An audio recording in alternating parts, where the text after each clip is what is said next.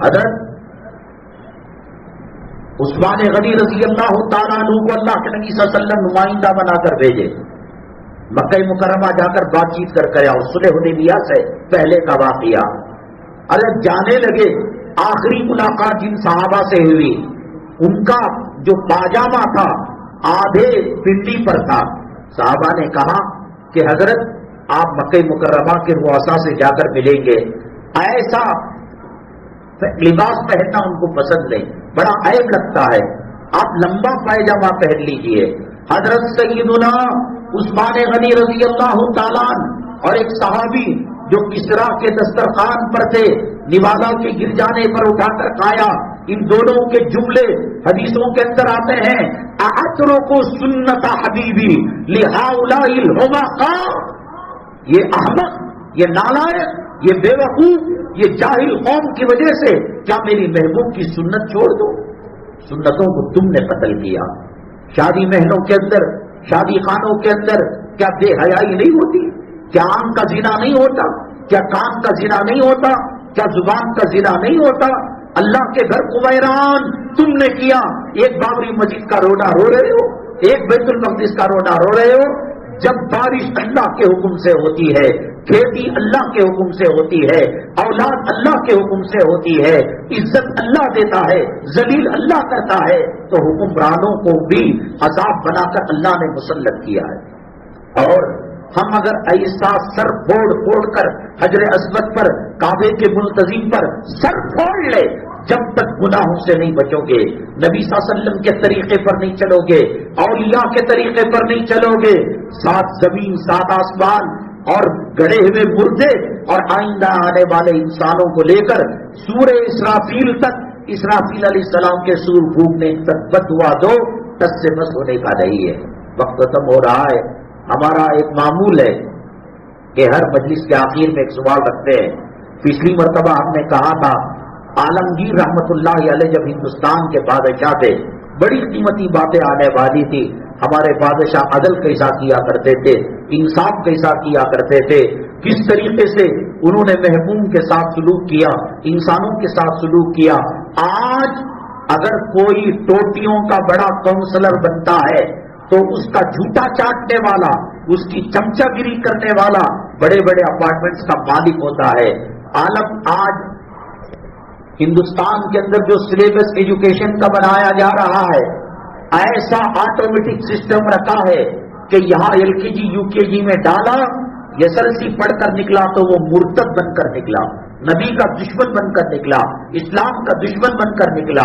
ہمارے پورے مسلم حکمرانوں کی تاریخ کو غلط ملت کر کر اس کو نکال دیا اور اپنی غلط سلط تاریخ اس کے اندر ڈال دی۔ حضرت عالمگیر رحمت اللہ علیہ یہ کیسے حکمران تھے؟ ایک پردیسی اور ایک جو ہے محکوم آ کر کہا، غریب تھا، بادشاہ کا رعایا تھا، غریب بستی میں رہے، حضرت میری بیٹی کی شادی ہے، کچھ مدد کیجیے۔ حضرت نے کہا کہ 3 دن کے بعد آنا، میں مدد کروں گا۔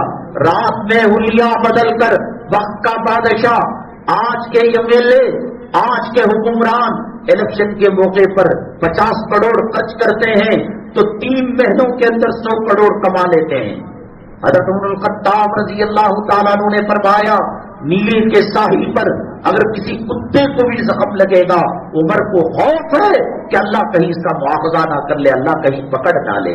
یہ اسلام 2 پیسہ۔ حضرت نے کہا ٹھیک ہے 3 دن کے بعد آنا۔ رات میں حلیہ بدل کر گئے، کہیں گھر کی تعمیر ہو رہی تھی۔ حضرت نے کہا مزدور چاہیے؟ تو مالک نے کہا یہ بوڑھا تو کیا مزدوری کرے گا؟ کہا کہ مجھ سے جو ہو سکتا ہے کروں گا، بابا میرے پیٹ کا سوال ہے، میری عزت کا سوال ہے۔ تو اس کو اس امیر زادے نے نوکری دے دی اینٹا اٹھا کر دینے کی۔ جب تہجد کا وقت ہوا، عالمگیر رحمت اللہ علیہ نے کہا بس یہی تک میری نوکری ہے۔ 2 پیسے حضرت کو ہدیہ دیا اور اس کا معاوضہ دیا، اس کا پیسہ دیا خرچے کا۔ حضرت عالمگیر رحمت اللہ علیہ لے کر چلے گئے اور جا کر پھر حلیہ انہوں نے بادشاہ کا جو ہوتا ہے وہ پہن لیا۔ 3 دن کے بعد وہ غریب آدمی جو بیٹی کی شادی کا تقاضا لے کر آیا، وہ آ کر کہنے لگا حضرت آپ نے تعاون کا وعدہ کیا۔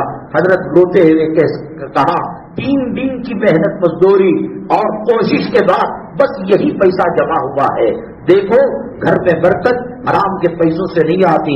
جس گھر کے اندر بے نمازی ہو، جس گھر کے اندر بے پردہ عورت ہو، جس گھر کے اندر حرام کے نوالے ہو، جس گھر کے اندر ناچ گانا ہوتا ہو، جس گھر کے اندر خدا کی نافرمانی ہوتی ہو، جس گھر کے اندر ٹی وی اور انٹرنیٹ کے پروگراموں کو عزت دی جاتی ہو، اللہ کے قرآن کی توہین کی جاتی ہو، قیامت تو آ سکتی ہے، اس گھر میں جو ہے خیر و برکت نہیں ہو سکتی.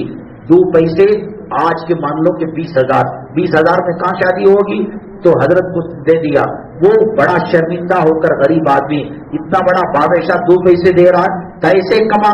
بیت المال سے نہیں دیا، خود سے کما کر محنت مزدوری کر کے دیا. جا رہا تھا ایک جگہ انار کا باغ تھا، مالک کو پیسوں کی ارجنٹ ضرورت پڑ گئی، انار وہ بیچ رہا تھا. تو اس نے کہا جاتے آتے 2 پیسے کا انار تو لے کر چلے جائے. 2 پیسے میں موٹا بھر انار آ گیا، بہت سارے کئی کلو کا انار آ گیا. وہاں ایک گاؤں تھا درمیان میں، بادشاہ کی اور حکمران کی جو شہزادی تھی، بڑی عجیب و غریب قسم کی بیماری تھی. لاکھ طبیب، ڈاکٹر، یونانی، آیورویدک، ہومیوپیتھک علاج کرنے والے آئے، سب تھک گئے.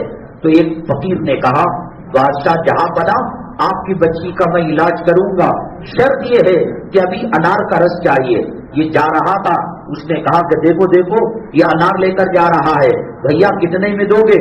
اس نے کہا کہ میں نے 2 درہم کے اندر 2 روپے میں اس کو خریدا ہے. ہزاروں ڈالر کی قیمت ادا کر کر انہوں نے اس کو لے لیا اور اس کے بعد اس کا رس سے اس کی شہزادی کا علاج کیا، وہ شہزادی شفا یاب ہو گئی. تو یہاں وہ 2 پیسے پھر شادی کے خرچے کے لیے کافی ہو گئے. اللہ یوں سبھی